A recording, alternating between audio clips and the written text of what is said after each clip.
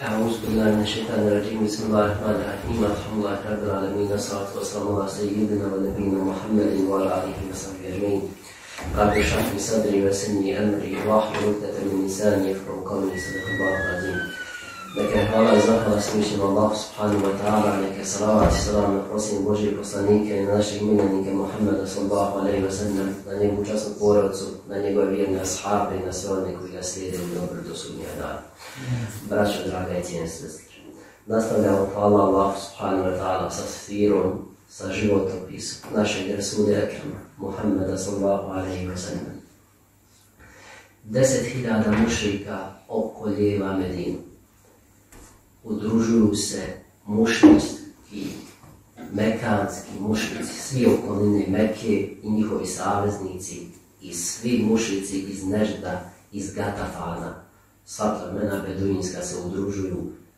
Prvi put svi Arapi se udružuju pod jednu zastavu da dođu i da osvoje Medinu, da poraze, da ubiju Allahu poslanika Muhammeda sallallahu alaihi wa sallam i da osvoje Medinu.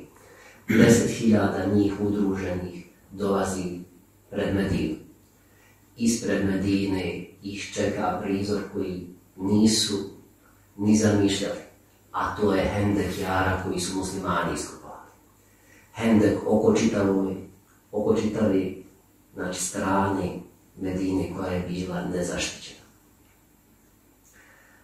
Vidjevši sam taj prizor, mušrici ostaju izbezumni. Nikad do sad nisu se susreli sa takvom taktikom ratovanja. Jarak hendek je toliko dug do 10 metara, ne mogu ga preskočiti. Znaju da sada moraju opkoljevati Medinu, a nisu se pripremili za takav način ratovanja. Nemaju ni rezervi, ni zaliha da izdrže tu duže od mjesec dana. Rasulullah sallallahu alaihi wa sallam izlazi sa 3.000 boraca da im se suprotstavi. Mušrici su hodali duž hendeka, tražili najslabiji način, tamo gdje je najužiji, da tuda napadnu Medinu. No međutim sve je bilo bezuspješno. Kad god bi pokušali, Rasulullah sa ashabima bi sa svojim strijelcima, dobro postavljenim na sve položaje, bi ih dočekivali, odapinjali bi svoje strijele i odbijali napad za napad mušrika. Nikako nisu mogli prijeći hendek da dođu u Medinu. Izdvojila se jedna grupa mušrika, od svega par, vođa im je bio Amr ibn Abdul Wud, među njima je bio Ikrima ibn Abi Džehel i Dirar ibn al-Hatab. Našli su najuži prolaz u hendeku, tuda su skočili u hendek da dođu na stranu muslimana. Alija ibn Abi Talib je sa grupom ashaba skočio u hendek da ih zaustavi. Borio se s njima i pobjedio, ubio Amr ibn Abdul Wud. Ostali su pobjegli tako da im je ostalo i oružje. Koplje od Ikrime ibn Džehla je ostalo. Mušrici su pokušavali u nekoliko sljedećih dana da napadnu Rasulullaha, da napadnu Medinu, da napadnu ashabe, no međutim svaki napad je bio bezuspješan. Kad god bi pokušali, strijelci sa druge strane bi ih dočekali i odbijali bi uspješno napade na Medinu. Omer ibn Hatab, radi tih silnih, konstantnih, stalnih napada koji su bili na muslimane, na Medinu, nisu muslimani imali vremena niti jedne sekunde da se opusti, tako da ih je prošla ikindija namaz. Pa je Omer ibn Hatab na dan bitke na hendeku došao Rasulullah sallallahu i rekao: o Allahu poslaniče, nisam stigao klanjati, a sunce samo što nije zašlo. Pa je Rasulullah sallallahu odgovorio: tako mi Allaha, nisam ni ja klanjao. Pa su uzeli abdest, klanjao se prvo sačekao da sunce zađe, klanjao se prvo ikindiju, pa onda akšan. Tako da je dozvoljeno muslimanu naklanjati namaz i dozvoljeno izostati, ali samo u ovim uslovima, ratnim uslovima. Ako nisu ovi uslovi, gdje pada glava, ako ne budeš na straži, namaz nema valjanog razloga da se namaz ostavi. Rasulullah sallallahu alejhi ve sellem bio veoma žalostan što mu je prošla ikindija namaz, pa je zamolio Allaha tebareke ve ta'ala da kazni mušrike. Rekao je: neka im Allah napuni njihove kuće i njihove grobove vatrom, zato što su nas zadržali od namaza ikindijskog, pa ga morali smo klanjati poslije zalaska sunca. Pokušaj mušrika da probiju hendeke trajao je više dana. Mušici pokušavali probiti, a muslimani su sa svojim strijelcima se branili. Hendek je bio između njih, strijele bi se odapinjale i sa jedne i sa druge strane i na tom, i tako bi završavao svaki dan. U tim napadima 6 ashaba je poginulo koji su bili pogođeni sa strijelama, a 12 mušrika. Jedan od ashaba koji je bio pogođen jeste Sa'd ibn Mu'az radijallahu anhu. Bio je pogođen kopljem koji mu je presjeklo središnju venu. U tom momentu molio je Allaha riječima, rekao je: moj Allahu, ti znaš da nema dražeg neprijatelja s kojim bi se borio u tvoje ime od neprijatelja koji je zanijekao tvog poslanika i protjerao ga iz njegove kuće. Ja sam siguran, gospodaru moj, da si ti odredio rat između nas i njih. Pa ako treba s njima još ratovati, poživi me da ratujemo u tvoje ime. Ako je rat gotov, onda neka ova moja vena, kaže, pukne i neka umrem od toga. I dozvoli mi, kaže, ja Rabi, da ne umrem dok ne ugledam poraz Benu Kureizi, plemena Benu Kureiza židovskog koji je bilo stanovalo u Medini iza tog hendeka, iza leđa Resulullaha i ashaba. Benu Kureiza, kada su muslimani izašli na hendek, Resulullah sallallahu alejhi svakog onog koji je mogao da se bori je bio angažman. 3000 boraca, više ih nije bilo. Ogod je mogao da drži strijelu ili mač ili koplje, izašao je. Ostali su samo žene i djeca, nebranjeni. Resulullah sallallahu alejhi ve sellem je rekao da se skloni u tvrđavu Medinu. Židovi to Benu Kureize nisu znali, ali su na sve načine nastojali da napadnu muslimane sada s leđa. Tražili su način kako da zadaju posljednji udarac muslimana, kako da pomognu mušricima i kako da zajedničkim snagama ubiju Allahov poslanika i muslimane u Medini. Jedan od njihovih prvaka koji je bio inicijator njihovog napada na muslimane bio je Hujej. Došao je kod vođe plemena Benu Kureiza, Ka'b ibn Eseda, i rekao mu: došao sam da te pozovem da pobjedimo Muhammeda. Došao sam kod tebe zbog starog poznanstva i starih veza. Doveo sam Kurejšije koji se svi okupili. Doveo sam plemena iz Gatafana koja se svi okupili samo s jednim ciljem da ubiju Muhammeda. Još vi trebate se okupiti. Benu Kureiza i spasa muslimanima nema. A Ka'b mu odgovara: ti si došao kod mene u nezgodno vrijeme. Kaže, Muhammed nikad nije prekršio ugovor koji smo mi potpisali. Mi nemamo razloga da ih napadnemo. Nemamo razloga da taj ugovor poništimo. Čak imamo obavezu da izađemo, da branimo Medinu sa poslanikom. Tu su potpisali ugovor o zajedničkom branjenju. Ako neko napadne Medinu, da će zajedno izaći braniti. Onda je koji je bio uporan, pa je govorio, pa zar ne znaš ti da Muhammed krši ugovore, pa zar ne znaš ti, lagao je, smišljao je mnoge laži, govorio, zar ne znaš ti da tvrdi da je naše vjerovanje neispravno, da mi vjerujemo u pogrešnog Boga, kad on pobjedi mušrike, onda će se okomiti na vlast. Pa je Kjab nakon silnih tih argumenata pristao da se sukobi sa muslimanima. Rekao je, okupite se Benu Kureize, napašćemo muslimane sa leđa. Pa je poslao svoje špijune da obiđu grad Medinu i da vide gdje su muslimani najslabiji, koja je tačka najslabija kod muslimana, gdje će s leđa najbolje napasti muslimane, gdje će mu zadati najbolniji udarac. Tako je jedan od špijuna bio zadužen da dođe pod gradine, znači Medine, pod tvrđavu Medine gdje su bile sklonjene žene i djeca.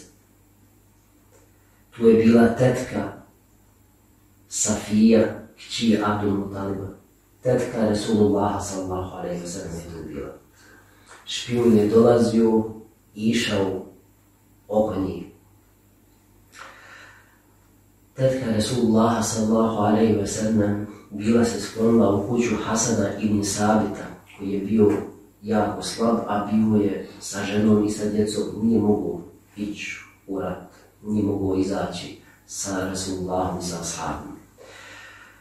Pa je Safija priča, kaže, mi smo, kaže, sjeli, vidjeli smo Jevreja kako obilazi, traži, znači, informacije, špionira nas.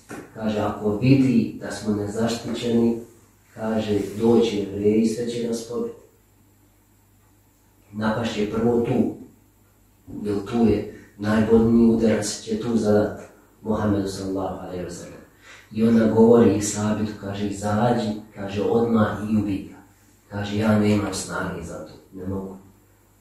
Kaže, i Safija, kaže, ja sam se tada obukla i otišla, kaže. Otišla sam, došla sam iza leđa, uzela sam jedan kolac, došla sam, prišla sam tu špijunu. Tada jedna žena uzima stvari u svoje ruke. I radi jedne žene i radi njezine hrabrosti, ona će biti sebebom da se spasi grad Medina. Ona da nije tad to uradila, Allah zna šta bi bilo sa Medinom. Uzima kolac, žena, tetka Resulullah sallallahu alejhi ve sellem, prilazi ovom Židovu, špijun sa leđa i udara ga kolcem u glavu. Jedan, dva, tri, udara ga, sve dok ga nije ubio.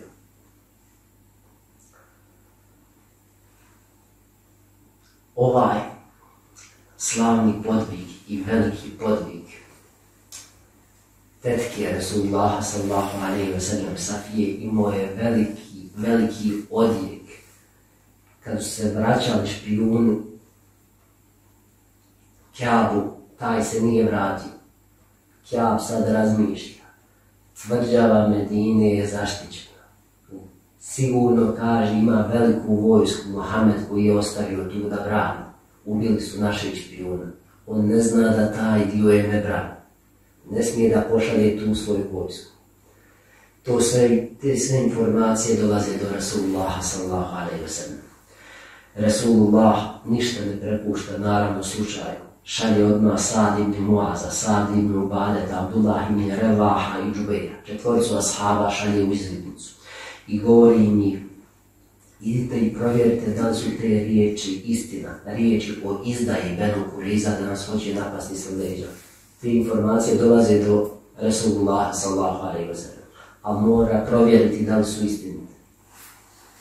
Kaže, ali ništa, ni pod koju cijenu, ništa ne činite. Samo provjerite je li su istina. Ako su istina, kaže, onda dođite samo lično meni i kažite. Ne drugima, da se ne bi panika stvarala u muslimanskim redovima. Strah da ne bi pukao u vojsci. A to je nešto najteže što se može dogoditi u vojsci. Kaže, ako bude lažna informacija, ako se on nisu popunite, onda razglasite slobodno na glas čitavu Medinu da se narod smiri. Čim su došli do Benu Kurejze, ovi su ih sačekali sa oružjem. Ured je došao do sukoba, vratili se Rasulullah sallallahu alejhi ve sellem i šifrom, adlun i karetom rekli Rasulullahu da se oni digli protiv Rasulullah. Jer adl i karet su napali ashabe na dan Erređija. O tom događaju smo govorili kod Budara Erređija da su ta plemena napali ashabe kad su išli u misiju Dave. Pa su ta plemena napala muslimane i ovi kad su spomenuli imena tih plemena izdajnika, Rasulullah sallallahu je shvatio šifru. Znao je da su se Židovi digli Benu Kurejza da napadnu muslimane. Za muslimane ovo bila najteža situacija koja se mogla zamisliti. Ispred sebe imaju 10.000 mušrika, iza sebe sada nema brani, nema nijednog borca koji može uštititi leđa, njih je 3.000.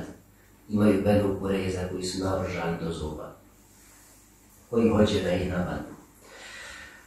U muslimanske redove uvlačiti se strah, svi oni sa manjim imanom i svi oni licemiri u muslimanskim redovima. Tada žele nemir da izazovu u muslimanskim redovima. Tada se pobunjuju oni u vojsci Rasulullah sallallahu alejhi ve sellem. Tada licemiri govori i kaže Muhammed sallallahu alejhi ve sellem nam je obećao da će nas opskrbiti blagom i Kisre i Kajzera, i Perzije i Bizantije da ćemo osvojiti. A vidite sad, kaže, ne možemo otići mirno ni u nužnik. Kaže, a drugi su govorili, kuće su nam nezaštićene, ostale u Medini, pustite nas da ih idemo braniti.